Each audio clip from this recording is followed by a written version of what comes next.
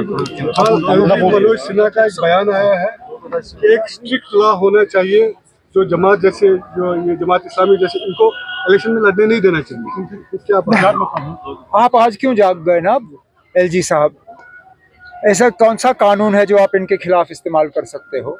ये आज़ाद उम्मीदवार के तौर पे उठे हैं, क्या अब आप आज़ाद उम्मीदवार के तौर पे उठने नहीं दोगे? ऑर्गेनाइजेशन पे तो बैन लगा हुआ है, ये ऑर्गेनाइजेशन के नाम पे तो इलेक्शन के मैदान में उतरे नहीं हैं ये। और ठीक है ना, अगर आप वैसे भी 8 अक्टूबर के बाद यहाँ कोई कानून बनाने का इख्तियार जो है एलजी साहब के पास नहीं होगा। यहाँ लोगों की अपनी चुनी हुई सरकार होगी, वो तय करेंगे ना कौन लड़ेगा कौन नहीं लड़ेगा। हमें शिकायत हमें करनी चाहिए।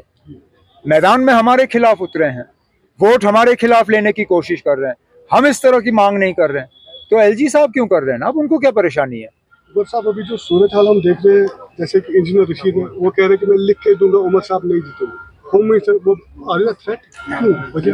अब इंजीनियर रशीद साहब जरा पहले जो आज उन्होंने एबीपी के जरिए इंटरव्यू दिया है उसका जवाब दें। इंजीनियर रशीद साहब ने खुले अल्फाजों में ये कहा है कि आज अगर 8 अक्टूबर के बाद बीजेपी को नुमाइंदों की ज़रूरत पड़ी, एमएलएज की ज़रूरत पड़ी, तो बीजेपी के लिए इंजीनियर रशीद साहब के दरवाजे खुले हैं।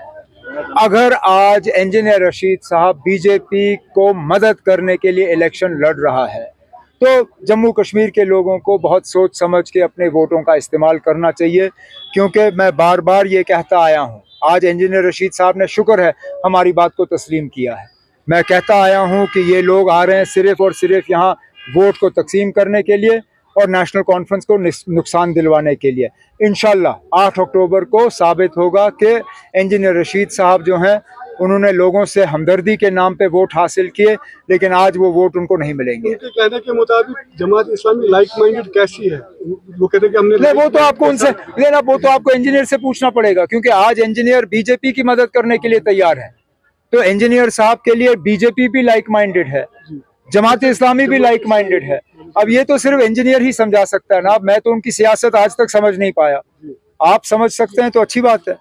तो वकार रसूल जो है आज उन्होंने एक बयान दिया है, फिर से आज क्या कहा? आज हमारे रिपोर्टर को बयान दिया था कि कुछ जो एमसी के वर्कर्स थे उन्होंने असॉल्ट किया, दे वर ड्रंक।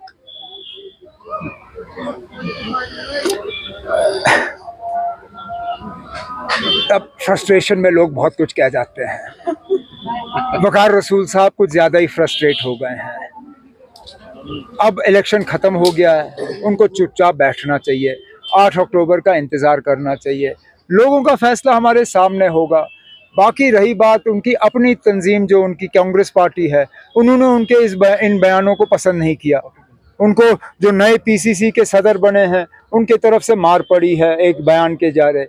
उन्हें अपनी पार्टी का जो है नेशनल कांग्रेस का ख्याल रखना चाहिए, हम अपनी पार्टी का ख्याल रखेंगे ना। एक बात का जवाब नहीं दिया। किस बात का? आप इनको क्यों लगता है कि आप ही थ्रेट हो?